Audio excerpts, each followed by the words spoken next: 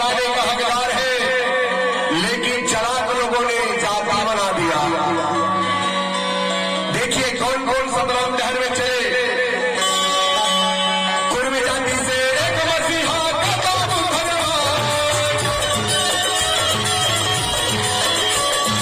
कुर्मी जाति से एक मसीहा का बाबू भगवान, सत्य के दहर चल के विश्वमत के महान, सत्य के दहर चल के विश्वमत के महान। मेरे दोस्तों, आप लोग तथागत गौतम बुद्ध जी को जानते हैं, सम्राट अशोक को जानते होंगे। ये मौर्य जाति का होता था और मौर्य जाति कुर्मी समाज से आता है। तो गौतम बुद्ध भगवान को एक कुर्मी जाति से था। उन्होंने मानव को एक बराबर समझा और हर के दुख को दूर करने के लिए शांति भाईचारा का पाठ पढ़ाया। इसलिए भारत नहीं, पूरे विश्व में गौतम बुद्ध का प्रचार हुआ और गौतम बुद्ध के मानने वाले पूरे विश्व में है। आप चले जाओ जापान, चले जाओ थाईलैंड, म्यांमार, अमेरिका, चीन, नेपाल, जहां भी जाओगे वहां तथागत गौतम बुद्ध जी का मूर्ति मिलेगा। आप अभी जाओ सिरपुर, आप चले जाओ मल्हार, आप चले जाओ रतनपुर, आप चले जाओ चंद्रपुर, आप चले जाइए श्रीनारायण, आप जहां भी जाओगे वहां पर तथागत गौतम बुद्ध जी का मूर्ति मिलेगा। तो ये कुर्मी समाज के लिए गौरव की बात है। इसलिए हमें उस तथागत गौतम बुद्ध के इतिहास को जानना चाहिए। तो पांच नाम धर के सतनाम कहाले, सतनाम कहाले कुर्मी का, सतनाम कहाले अपना बजरी ला सुधारा गम मारो भाई, हमारे पिता अपना अपना बजरी ला सुधारा गम मारो भाई, गुरु के पानी लाया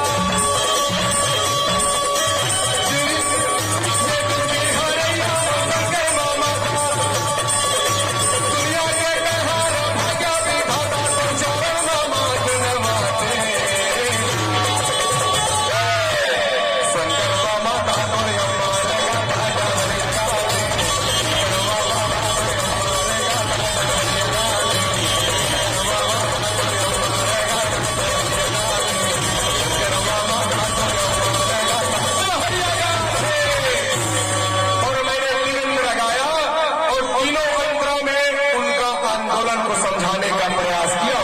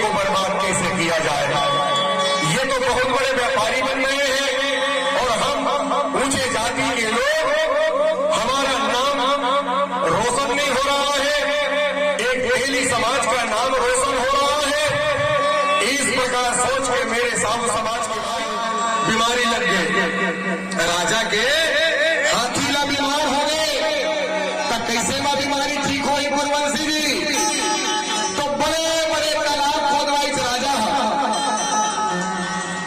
काबर हाथी वही में डुबोना नहीं से होला।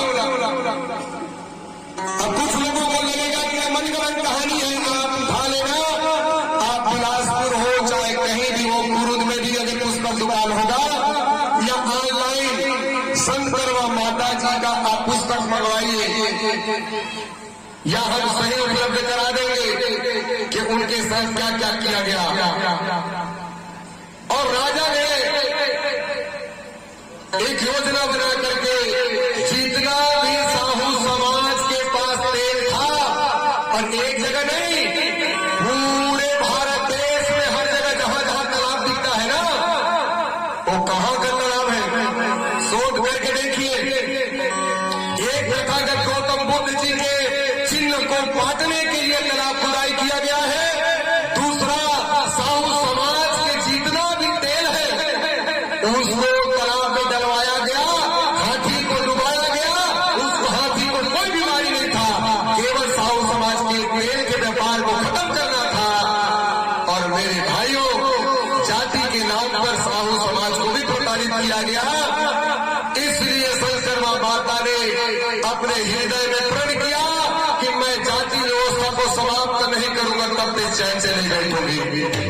और उन्होंने भीष्म नाम का प्रचार करने का काम किया क्योंकि एक बार चोट हृदय को लगता है ना तो वो संत बनता है संत। और संत माता कर्मा पूरे समाज के लिए गुरु है। इसलिए मेरे भाइयों उन्होंने भी सत्य का प्रचार किया इसलिए वो सतनाम का मानने वाली थी। और अंत में उसी जगन्नाथ की पुरी वो फिर राजस्थान चले गई माता जी यहाँ जातिवाद से प्रताड़ित हुआ तो वो सीधा शांति भाईचारा बनाने के लिए वो राजस्थान चले गई वहां पर भी जातिवादियों ने प्रताड़ित किया फिर वो वहां से जगन्नाथपुरी के लिए निकल गए। अब एक ही कहानी को बना दिया गया कि उन्होंने भगवान कृष्ण को खीर खिलाया यही बताया लेकिन ये नहीं लिखा कि उसको वहां के पाखंडी मानने वाले लोगों ने शूद्र नीच जाति करके उसको भी लात से मार दिया मंदिर प्रवेश नहीं करने दिया। इतिहास उठा के देख लेना ये है असली कहानी। और मैंने उस बात को गिर जा के डाला हूं और नहीं मेरे बात पर यकीन नहीं है तो आप उसका पुस्तक उठाइए और राइटर के ऊपर केस कीजिए कि उन्होंने ऐसा क्यों लिखा या तो उन्होंने शोध किया है सच्चाई बात को। इसलिए मेरे साहू भाइयों मैं आप यहाँ पर बैठे हैं तो मैं बताना जरूरी समझता था इसको कि मेरा साहू समाज का भाई भी उस संत माता कर्मा जी का जयंती हर्षोल्लास के साथ हर साल मनाए और सभी समाज को एकत्रित करके उसके जीवन परिचय को पढ़ करके बताने की आवश्यकता है।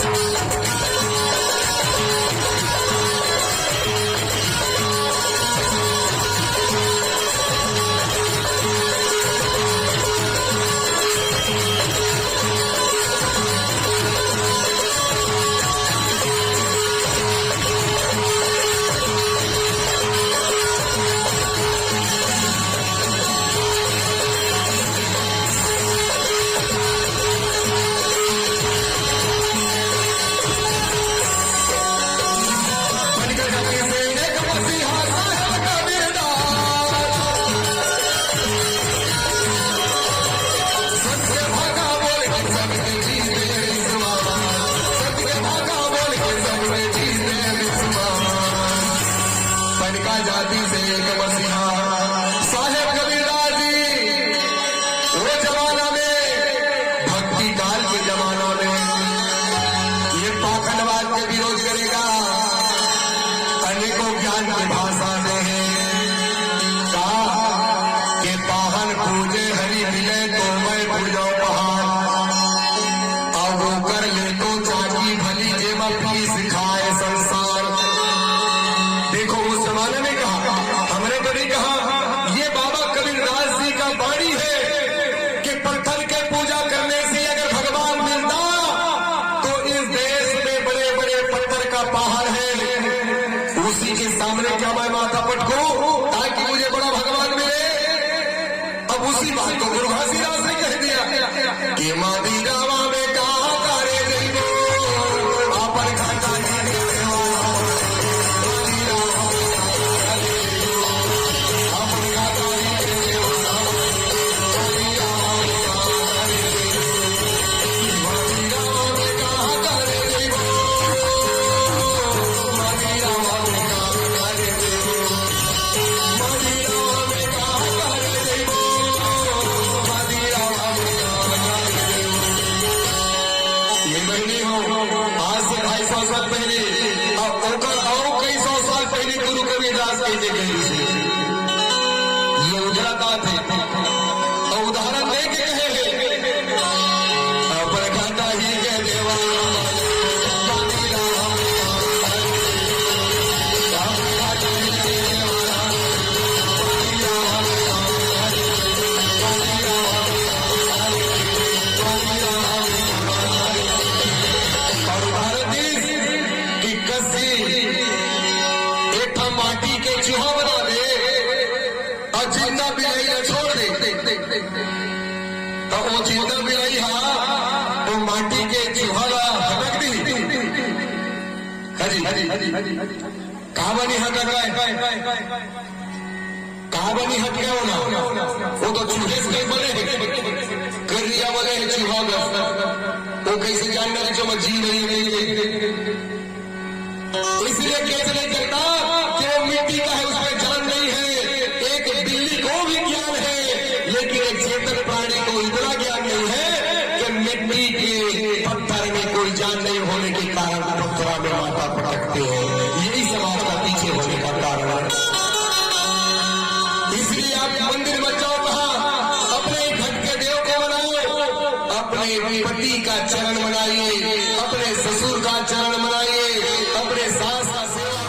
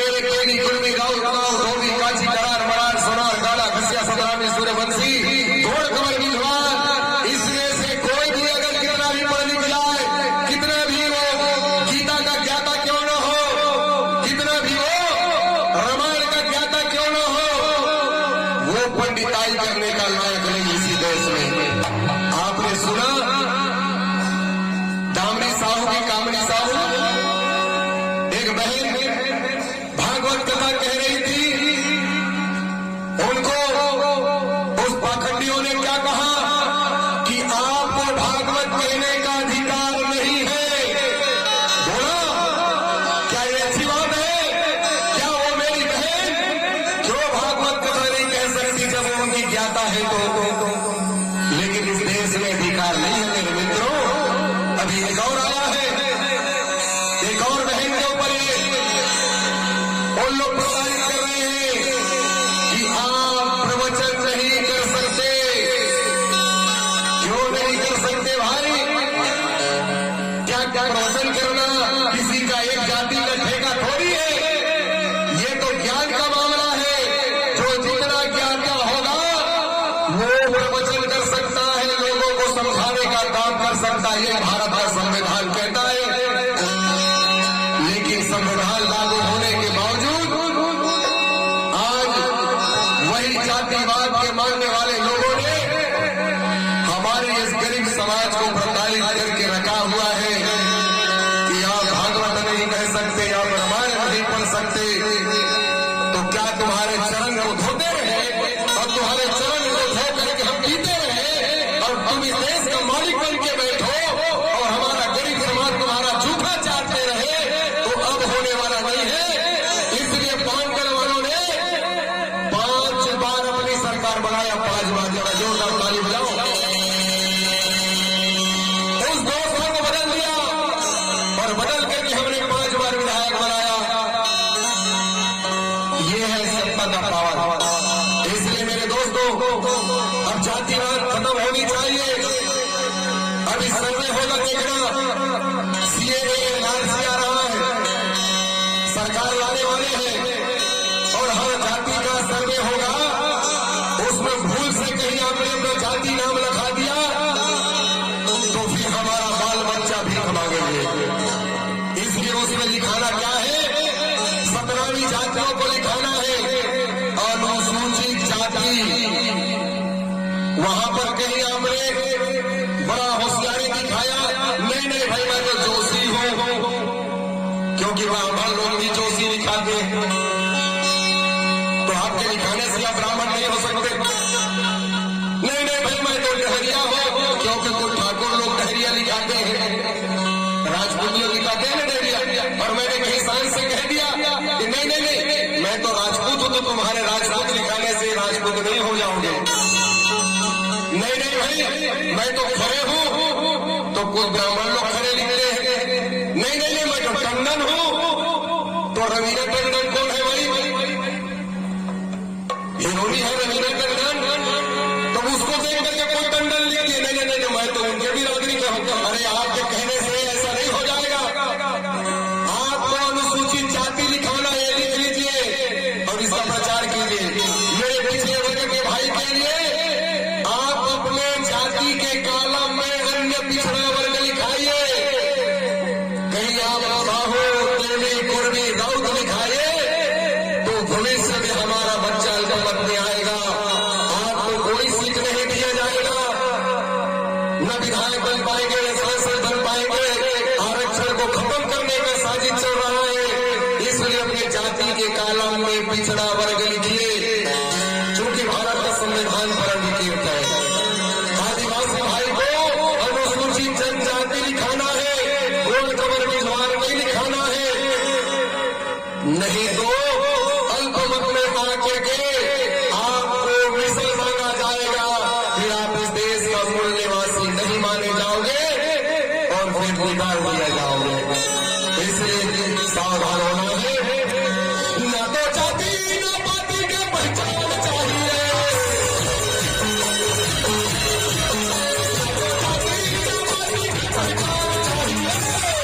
तो क्या चाहिए? अरे राष्ट्रवाद के मान भैया